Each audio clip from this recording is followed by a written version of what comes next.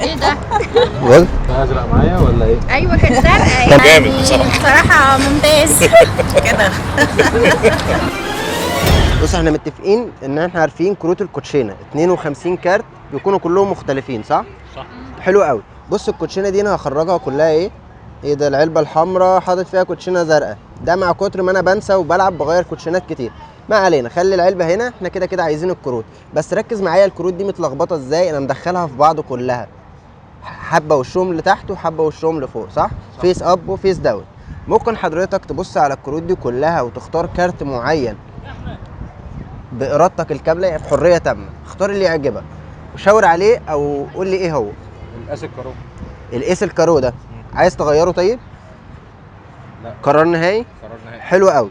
كان ممكن تختار اي كارت من الكروت دي بس انت في الاخر اخترت الايس الكارو، انا ما اجبرتكش عليه. صح. صح جدا. حلو قوي. بص كل الكروت هنا متلخبطه لسه، صح؟ كلها داخله في بعض.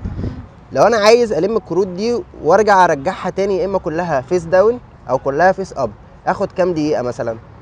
ممكن لو انا سريع اخد دقيقه مثلا. بص انا سريع جدا بقى، في اقل من ثانيه هتلاقيها رجعت تاني مترتبه كلها وشها لتحت، مفيش ولا كارت وشه لفوق. بص كلها بقت وشها لتحت.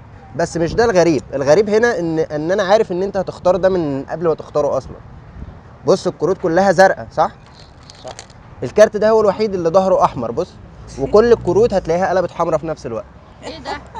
بص ما فيهاش ولا كارت ازرق، انت ازاي طول الوقت شايفها ازرق؟ ارقام وصور بس ما فيهاش ولا كارت ازرق. شايفها ازرق معايا ولا ايه؟ ايوه كانت زرقاء. كانت زرقاء، صح؟ طب هي دلوقتي ايه؟ احمر. لا هي ما فيهاش غير الايس الاحمر، انما هي في الاصل زرقاء. ايه ده؟ ايه ده؟ لا مش معقول. ما بتقلبش، لا كروت عاديه. ايه ده؟